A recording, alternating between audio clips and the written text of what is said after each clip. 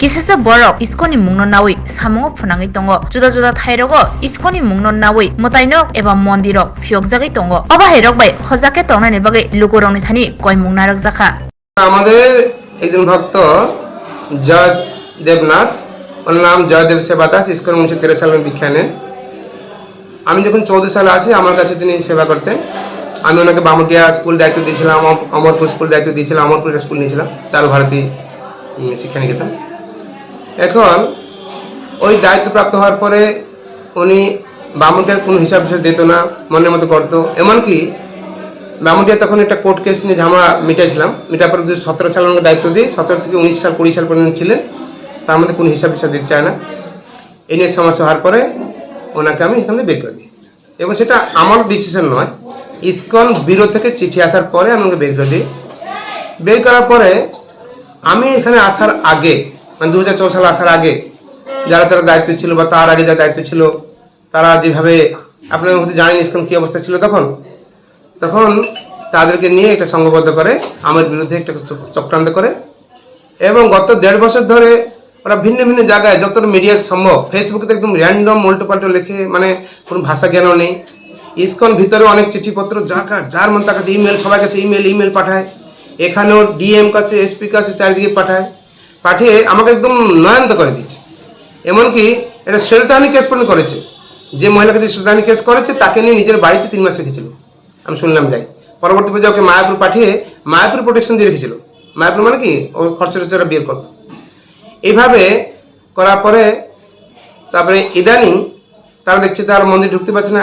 আমাদের এই যে কমপ্লেনগুলো দিয়েছিল ইসকন তরফ থেকে, এটা ইনভেস্টিগেশন হলো। আসলে 2021 সালে 17 অক্টোবর ওরা একটা দল নিয়ে মন্দিরে অ্যাটাক করতে আসে। যদি অ্যাটাক করে কিছু করতে পারেনি, কিন্তু সবাইকে লোকাল স্থানীয় লোকদের সাথে অনেক লোকের কাছে গিয়েছে, বিভিন্ন নেতাদের কাছে, ক্লাবদের কাছে গিয়েছে। যদিও কোনো সাপোর্ট পায়নি, চেষ্টা করেছিল মন্দিরটা আমাদেরকে বের করে দেওয়ার জন্য। যেদিন ঘটনা ঘটে সেদিন আমি ছিলাম আন্ধ্রপ্রদেশে ভক্তিপুষ্প মহারাজ, আমাদের এখানকার জিবিসি, তিনিও ছিলেন আমার সাথে। আন্ধ্রপ্রদেশ ট্রাইবাল প্রোগ্রামে ছিলাম। সেখানে হঠাৎ করে শুনি এরকম ঘটনা। তখন আমি চিফ সেক্রেটারির কাছে ফোন করি, চিফ সেক্রেটারি পুলিশ ফোর্স পাঠান এবং পুলিশ ওনাদের বলে ঠিক আছে আপনাদের কাছে ডকুমেন্ট থাকে, আপনি ডকুমেন্ট নিয়ে আসুন, মন্দির দখল করুন, কোনো অসুবিধা নেই। কিন্তু আপনি কে কী দোষ করেছে না করেছে সেটার বিচার আপনাদের করা কর্তব্য নয়, আপনার করা উচিত নয়। তাই সেখান থেকে ফেলুর হয়ে যাওয়ার পরে তবুও যাচ্ছিল না, 4 ঘন্টার কাছাকাছি ছিল এখানে। জবরদস্ত থাকবোই আমরা, পূজারীকে তাড়িয়ে দিচ্ছে, বুক স্টল লক করে দিচ্ছে, রেস্টুরেন্ট লক করে দেবো, তালা মারছে, উৎপাত করছিল। এইসব হওয়ার পরে আমাদের ইসকন থেকে একটা ম্যানেজমেন্ট থেকে একটা ইনভেস্টিগেশন টিম পাঠানো হয়। সেখানে আমাদের পাটনার টেম্পল প্রেসিডেন্ট আর মায়াপুর থেকে যে মহারাজ দুজন আসেন, এসে কয়েকদিন থেকে পুরো ইনভেস্টিগেশন করা হয়। ইনভেস্টিগেশন করার পরে তারা রিপোর্ট প্লেস করার পরে মার্চ 25 তারিখে আমাদের এখানকার যিনি জিবিসি ভক্তিপুষ্প স্বামী মহারাজ আর ভক্তি বিজয় ভাগবত স্বামী মহারাজ, যিনি এখানে রিজনাল সেক্রেটারি অ্যাসিস্ট্যান্ট, আর জেনারেল সেক্রেটারি শ্রীজয়া প্রভু, ওনার সব এখানে আসেন। এসে একটা মিটিং করা হয়। পুরো ত্রিপুরা ওনারা ঘুরেন, এখানে একটা মিটিং করা হয় ওদের ডেকে। মিটিং মধ্যে ওদের কথা ওরা বলে, আমার কথা আমরা বলি, কিন্তু ওরা কোনোরকমভাবে কারো ইসকন অথরিটির কথা শুনতে রাজি নয়। ওর একটা এজেন্ডা হচ্ছে আমাকে তাড়ানো। ঠিক আছে, তখন অথরিটি বলে ঠিক আছে তোমাদের কি অসুবিধা আছে বলো, কি অন্যায় করেছো, তোমার অন্যায় যেটা করেছো ইনভেস্টিগেশন করা হয়েছে। ইনভেস্টিগেশন রিপোর্ট যেটা আছে, রিপোর্ট সেটা বলছে না, তোমার যেটা দাবি করছে সেটা নয়। তুমি যাই মধ্যে বললে তো হবে না। যেমন কিছুদিন আগে একটা ভক্ত নাকি আমি পিটিয়ে তাড়িয়ে দিচ্ছি, এই যে ব্রহ্মচারী। অ্যাকচুয়ালি ব্রহ্মচারী যে ছিল সে বাংলাদেশের ছেলে ছিল, আমি জানতাম না। আমার ইন্ডিয়ান ডকুমেন্ট নিয়ে এখানে ছিল। হঠাৎ করে আমি যখন জানতে পারি বাংলাদেশ, আমি বললাম ভাই বাংলাদেশের ঝামেলা হচ্ছে, তুমি চলে যাও, তুমি বাংলাদেশের ছিল, আমাকে বলো নি কেন আগে। তখন ওকে বের করে দিই, ও গিয়ে ওদের কাছে শরণাগত হয়। ওরা হঠাৎ করে ড্রামা করে, আমাকে মেরেছে, এই করছে সেই করছে, উল্টো পাল্টো বলার পরে সবাই আওয়াজ করে, এই মায়াপুর চিঠি লিখেছে, এখানে চিঠি লিখেছে, সবাই অনেক ভক্ত এসে গেছে, সবাই এখন খেপে গেছে, আমি নাকি মারিছি ওকে। আর আমি জিজ্ঞাসা করলাম, আমাকে যারা জিজ্ঞাসা করলাম আমি মেরেছে তো বলুক, আমি একটা লাঠি মেরেছি না হাতে একটা চড় মেরেছি না একটা ঘুষি মেরেছি, কি মেরেছি একটা তো কিছু বলবে, বা ও হাত মচকে দিয়েছি কিছু তো বলুক। শুধু মেরেছে বললে তো হবে না। যাই হোক, পরবর্তী পর্যায়ে সবাই বুঝতে পেরেছে। আর আমি এই জন্য পুলিশে একটা জিডিও করে রেখেছিলাম, আমি জানতাম যে পরে ঝামেলা করতে পারে। ইতিমধ্যে ওরা একটা হাল্লা করে দিয়েছে আমি নাকি ওকে মেরেছি, ও থানায় এফআইআর করেছে, আমাকে পুলিশ অ্যারেস্ট করেছে, পুলিশ থেকে বেল নিয়েছি ইত্যাদি নানাদি কাহিনী নাটক করে ওরা আমাদের ইসকন ভিতরে অনেক চিঠি পাঠিয়েছে।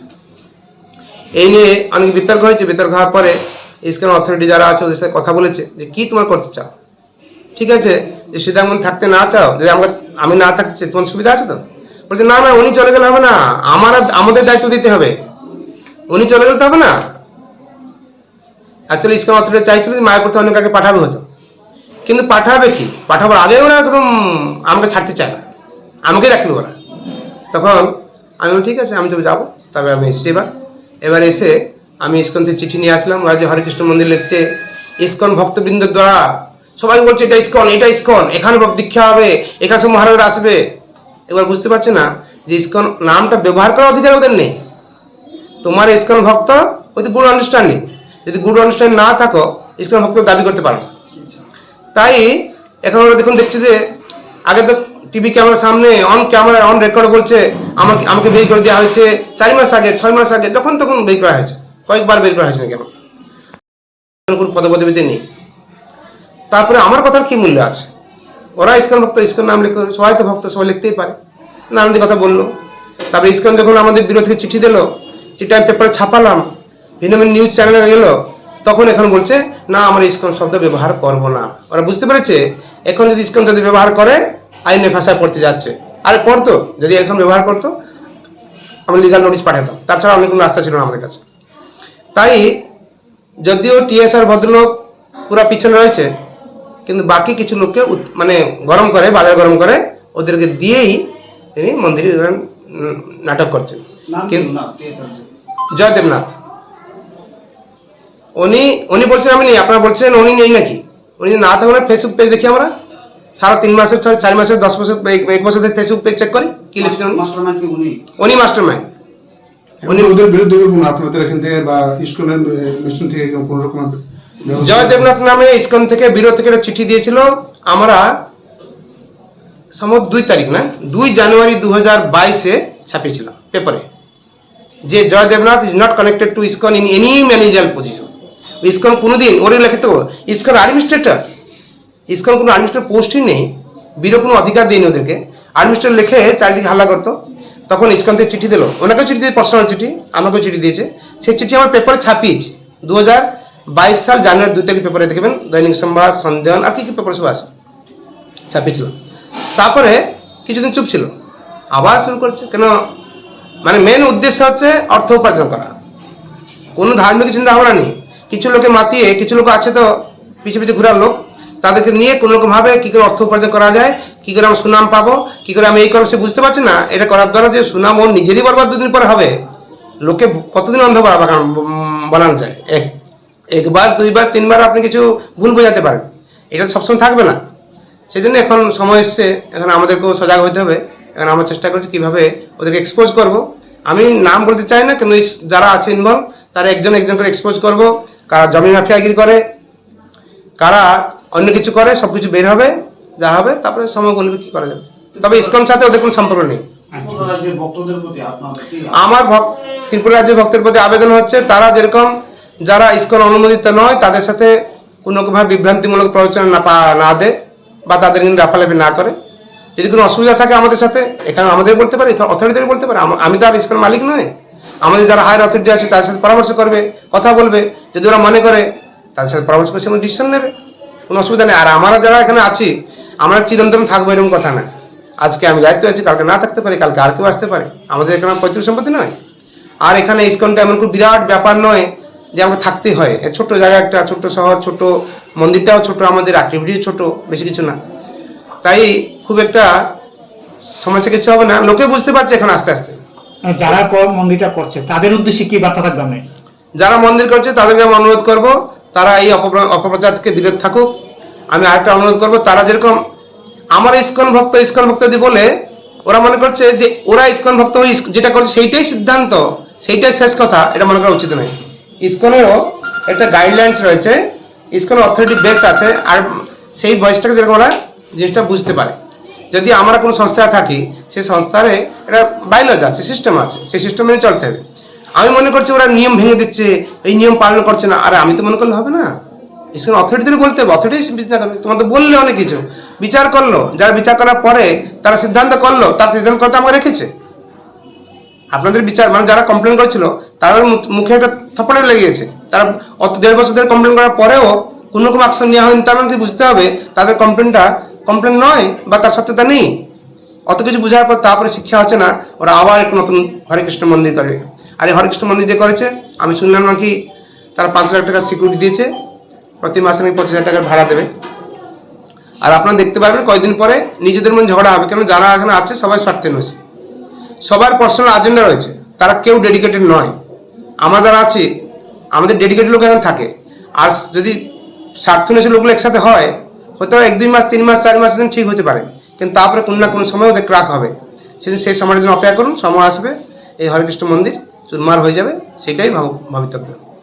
আজ নরসিংহ চতুর্দশী পবিত্র উৎসব উপলক্ষে ভগবান ঈশ্বরের আবির্ভাব তিথিতে ভগবান করুন যেরকম ভক্তি জগতে আমরা ভালো করে ঠিক থাকি পারি। আর তারা বলছে এখন আমাকে কালকে একজন ফোন করেছিল, ওরা শান্তি চায়, শান্তির বার্তা দিতে চাইছে। আমরা ঠিক আসো, আলোচনা করতে আমি প্রস্তুত আছি। ওদের কোনোদিন মন্দির তাড়িয়ে দেয়নি, ওরা যখন আসছে মন্দিরে আসে যায় সব কিছু করে, কিছু আপত্তি নেই আমাদের। ওরা যে বলছে কি চায়, ওরা যদি বেশি কিছু চাইতে বেশি চায়, আমাকে যেটা ক্ষমতা আমি সেটা দিতে পারবো। আমি যতটা আমাকে 100 টাকা আছে আমি 100 টাকা দিতে পারবো, আমি তো 200 টাকা দিতে পারবো না। ওরা যদি মনে করে এখন আমাকে প্রেসিডেন্ট পোস্ট লাগবে, আর আমি তো নিজেই প্রেসিডেন্ট নয়, আমি কো প্রেসিডেন্ট হয়ে আছে এখানে, আমার 2জন প্রেসিডেন্ট কমাইনে আছে, আমি কি করে প্রেসিডেন্ট পোস্টে দিয়ে দেবো বলুন তো? আর আমার অধিকারও নেই, আমার একটা দায়িত্ব দিতে পারে না, এটা অ্যাপয়েন্টমেন্ট অথরিটি আমি নয়। সেই জন্য ওরা যেটা ভাবছে, দেখি আমি শান্তির কথা বলছি, আমি কথা আলোচনা করবো, তারপর দেখি করে। ধন্যবাদ। হরে কৃষ্ণ। আমি Shridham Gobinda Das, co president ISKCON Agartala, regional secretary assistant western Odisha, IBSC member India, আর আমি ট্রাইবাল কেয়ার অল ইন্ডিয়ার সেক্রেটারি জেনারেল।